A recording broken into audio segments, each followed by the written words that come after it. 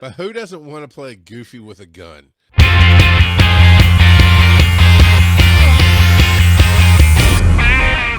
Okay, so as of last night, I watched it Oh, just this evening before the show. The Muppet Show did a special. oh, They're not coming back, which is BS in my book. But there was a 30-minute ish special made. Just says you're welcome. Uh, I tell you, it's I'm in a weird spot in life where I'm dealing with things, and it's just been a rough couple of years, and so on and so forth, whatever. Um, but the spark of happiness that I had, the it took me back. So I've watched all the iterations of the Muppets, right? In the late '70s through the early '80s, they did the Muppet Show, and I just remember growing up, and my dad. Before he'd go to work in the morning, like I was up at 7:30, whatever, with him. We're eating cereal, and I'm going to do my homeschool for the day or whatever. He's going off to work. We would watch the Muppet Show. I'm sure it was a rerun, right at 7:30 in the morning or whatever. And that's where I got introduced to Simon and Garfunkel, and I mean Elton John, and tons of artists and musicians and comedians from that era, because it was a stage show oh yeah, that was done for adults. That was the Muppets, and they kept it clean enough and toe the line enough that it was good for kids, but it was made for adults. And there's Muppets Tonight was trying to do like a nightly talk show version. It was whatever. I didn't care for it. But this one, I was very wary about it because it's tradition. I mean, you're pulling the things that we grew up with. I yep, There's still somewhere in a box, but I have the entire DVD set of the Muppet Show episodes and everything else. Because when they first came out with those, when I was a young adult, first married, or early years of marriage to my wife, we ordered those immediately and got them. Um, so I'll tell you, they did it, man. They did it. You got the traditional cold open, and they've already ruined this, spoiled this part on social media. Um, but Kermit's walking through and it's kind of grayish, and you're hearing faint the Muppet Show theme and mm, playing, and he sits down at his desk and he goes, "Oh, Rolf, are you playing that piano?" He goes, "Yeah, what'd you think? This is a montage in your head. The show's got to go on, man." And he's like, "Oh yeah, crap!" And he jumps up and yeah, and that's the and then they go into kind of how it's coming back. It's the theater. It's the Muppet Show theater. It's Scooter is there, helping run the show with Kermit. My wife didn't like Kermit's voice. He's like, "Well, it's not right." It's like, it's never gonna be right. Kermit's dead. I mean, Jim uh, Henson was the Kermit, and people can get close, but yeah, I think Kermit was the closest to him that any of his voices was, as far as like in his heart. It felt like there's never going to be another Kermit like that, and that's okay to me. But they always did a cold open where somebody had to check in the dressing room on the celebrity before the show started. That's how you found out who the celebrity was that night. They did that. It's Sabrina Carpenter, and she's okay. I'm not that familiar with her, so I thought it was fine. But it was, man, they brought everybody. They had Rizzo the Rat in there, and they did a special. You had Pepe the Prawn. Um, you Gonzo did a skit that went sideways. Fozzie did some bits. Fozzie had the best joke in the whole show, and I won't ruin it. But they took him from being this loser wannabe comedian to, like, he didn't get on stage and do a show or anything, but he nailed this joke. It was great. Um, there's some fan service in there. The rabbit from the Muppets Christmas special that was on TV. Um, I can't remember. Phil knows it. Phil knows that's like one of Steven Adams. That's like one of their favorites. But there was this Muppet Family Christmas, I think is what I'm thinking of. Maybe, okay, maybe not. But there's one. There's a rabbit that I could find it. The rabbit's in there. Sam the Eagle's in there. Uh, the bear, Barney. I think his name's Barney the bear. The security guard's in there. You had the old janitor from the original show. Muppet was in there. Waldorf and Statler were perfection, except for the timing. I didn't care for. Um, I I felt like the original had a natural timing. They'd tell the joke and tell the punchline and then laugh almost immediately. It was almost like they were not parodying, but tributing to the originals. because it was almost like punch, punch, laugh, punch, punch, laugh. I was like, no, they had more normal flow to them than that, but their jokes were good. Their jokes made me laugh.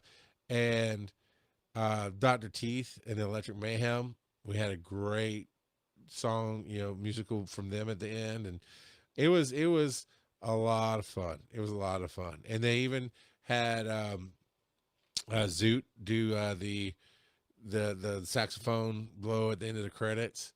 Gonzo did the trumpet where it did something silly at the beginning.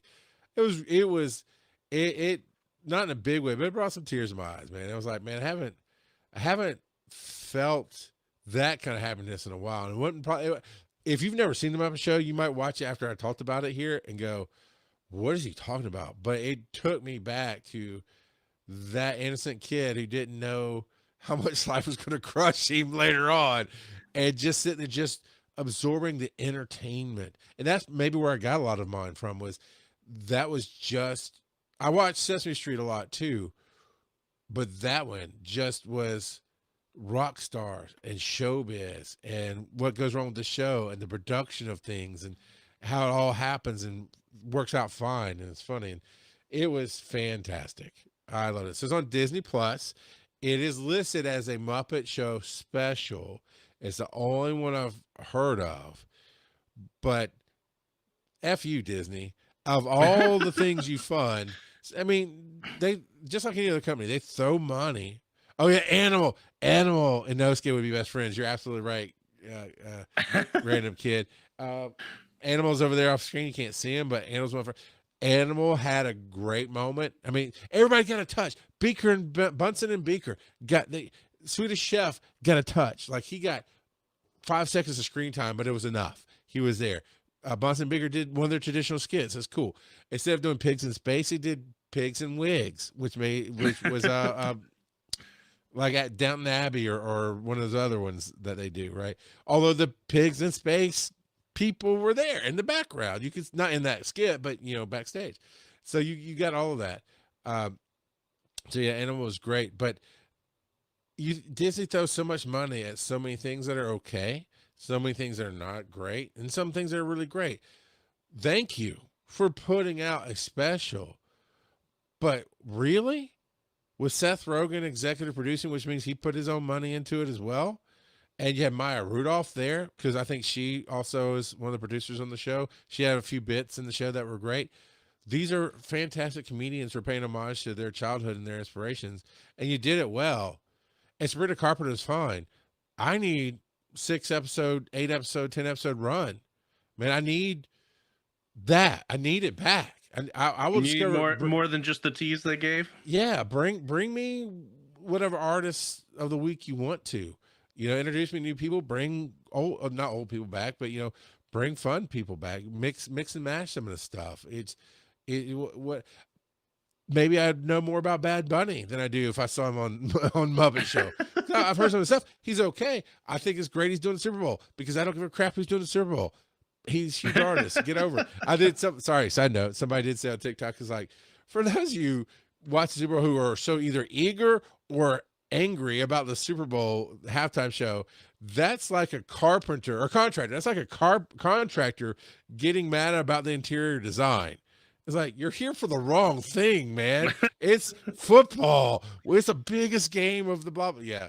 But anyway, but yeah, the Muppet Show, it really hit that nostalgia, and it really hit all the notes well. I'm glad that Disney gave Seth, I'm presuming because his name is listed first as executive producer, and he's featured in the show.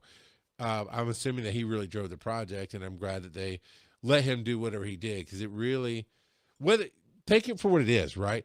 You might not like the music numbers, you might love them, you might not like some of the comedy, you might love it, but it is what the Muppet Show was through and through. Not even a tribute, not even we changed a few things.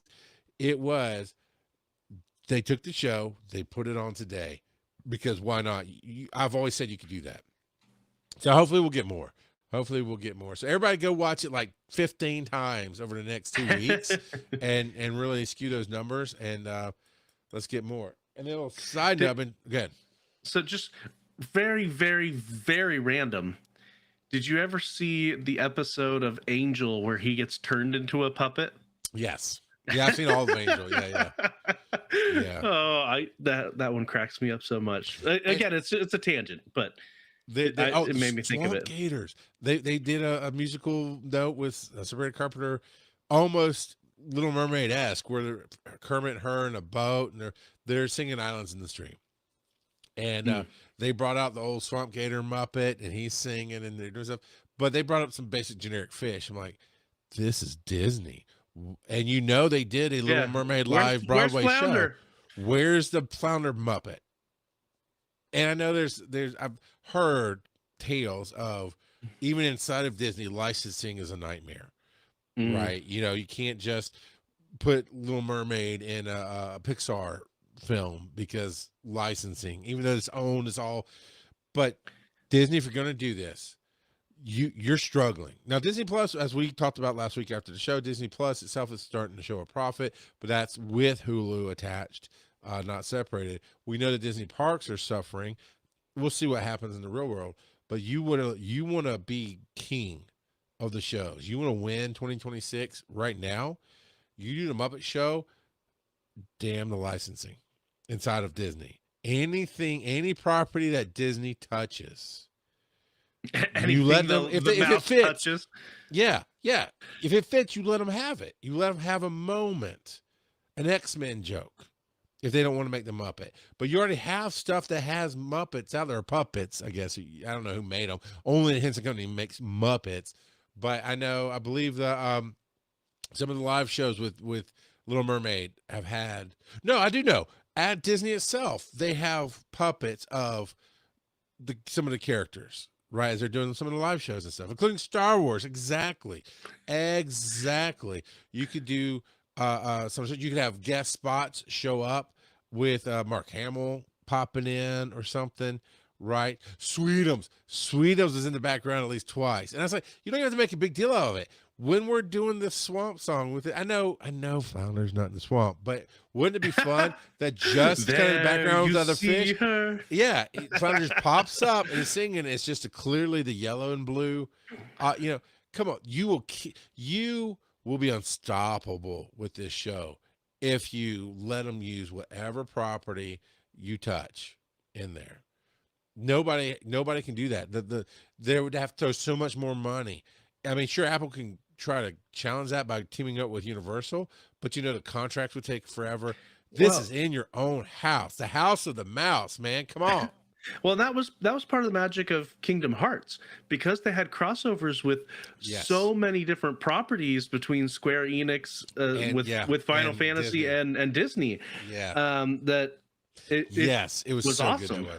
And it's also a well done game, but 1000% that brought the magic to it. Oh yeah. Yep. The storyline gets quite wonky as it goes along, because storyline is just a suggestion. But who doesn't want to play Goofy with a gun? That he was doesn't the have last a gun. One. Oh, the last one. Okay, I haven't played the last one. I didn't either, but I remember the advertising like, oh, it's dark and gritty. I mean, Donald's got a gun, Goofy got a gun. Donald was a mage and Goofy had the shield. Yeah, they did, and that was a blast. So now I'll be honest. Now I need a Goofy with the and I just started blasting. Yeah. Yuck.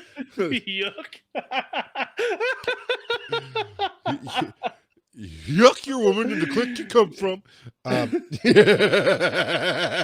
doesn't get it. Doesn't don't. Sorry. But I've been talking about this for weeks. I keep forgetting to bring it, Joe. If you wish, you can have one. Bob, I'll sell him one for 15. Jeb, I'll sell him one for 5.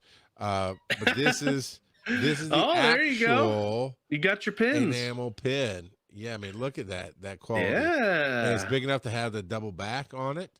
The double backed pin. Yep, comes with the rubber. It's a big back like me. But yeah, man, it's amazing. The quality is there. I love that I can feel the ridges of everything. I'm very happy with this one. There you go.